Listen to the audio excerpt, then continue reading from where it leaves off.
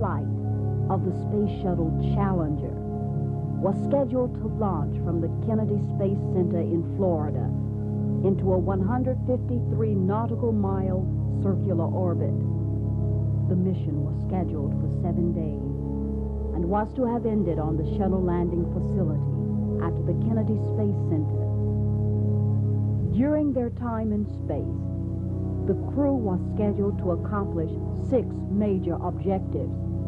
1, deploy the tracking data relay satellite on an inertial upper stage.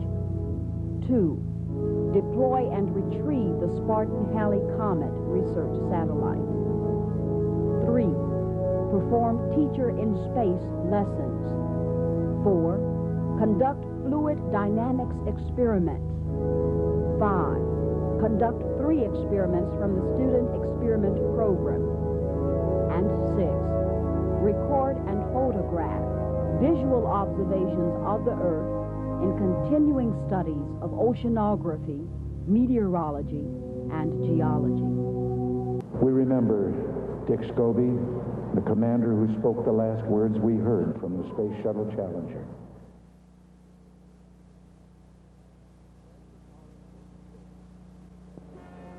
Francis R. Dick Scobee, commander of the Challenger 7 crew, often joked about not being a very good student and insisted that learning didn't come easy. Nevertheless, he earned a B+ average in aerospace engineering and received a Bachelor of Science degree from the University of Arizona. In 1965, he received a commission in the Air Force and earned his wings as a jet pilot in 1966. As a pilot, Scobee completed a number of assignments, including a combat tour in the Vietnam War, where he was awarded the Air Force Distinguished Flying Cross, as well as the Air Medal. Scobee was selected as an astronaut candidate by NASA in January 1978. His first shuttle trip occurred on April 6, 1984, as pilot of the Challenger.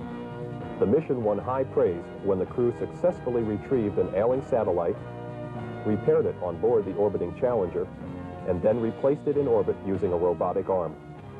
Robert Crippen, commander of the mission, called Scobee the unsung hero of the mission for operating the orbiter smoothly. Scobee was then chosen to be the commander of the Challenger 7 mission.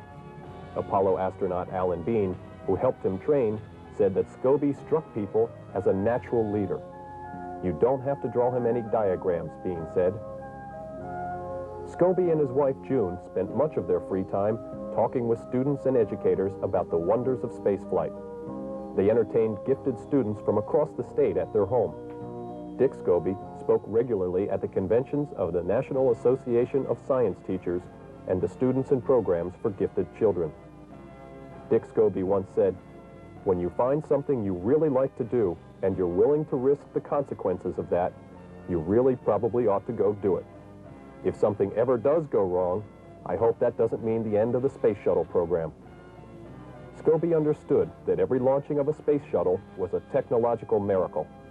He is survived by June and their 2 children, Kathy and Richard.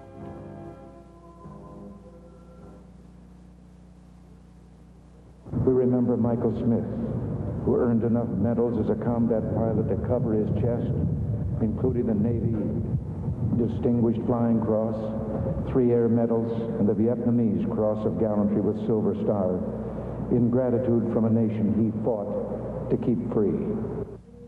Michael J. Smith, pilot, was born April 30th, 1945 in Beaufort, North Carolina. Married to the former Jane Jarrell, he was the father of 3 children, Scott, Allison, and Erwin. Smith once said, "I can never remember anything I wanted to do but fly."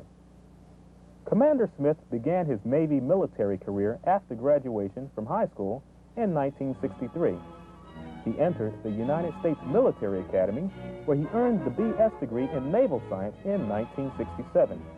A year later, he received the M.S. degree in Aeronautical Engineering from the United States Naval Postgraduate School. He subsequently completed Navy aviation jet training at Kingsville, Texas, receiving his aviator wings in May 1969. Mike Smith served his country well as a fighter pilot. This is evident by the number of special honors he received, including the Navy Distinguished Flying Cross, 3 Air Medals, 13 Strike Flight Air Medals, and others. Mike Smith was selected as an astronaut candidate in May 1980. Challenger 7 mission was his first space shuttle flight. We remember Judith Resnik, known as JR to her friends, always smiling, always eager to make a contribution, finding beauty in the music she played on her piano in her off hours. Judith Arlene Resnik was born in Akron, Ohio in 1949. After graduating from Firestone High School in Akron, she attended Carnegie Mellon University, where she received a BS degree in electrical engineering.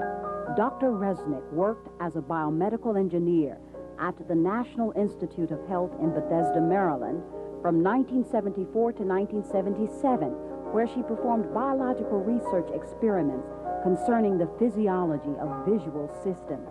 Dr. Judith Resnik became the first astronaut of Jewish descent and also the second woman in space when she traveled on the maiden voyage of the orbiter Discovery in August of 1984. During this 7-day mission, the crew deployed 3 satellites and successfully activated the solar cell wing, the student crystal growth experiment, and photography experiments. She and her fellow crew members were dubbed Ice Busters after they successfully knocked ice particles from their ship using a robotic arm. Dr. Resnik spent her free time playing classical piano, running, bicycling, and preparing for her next job as flight engineer on the Space Shuttle Challenger.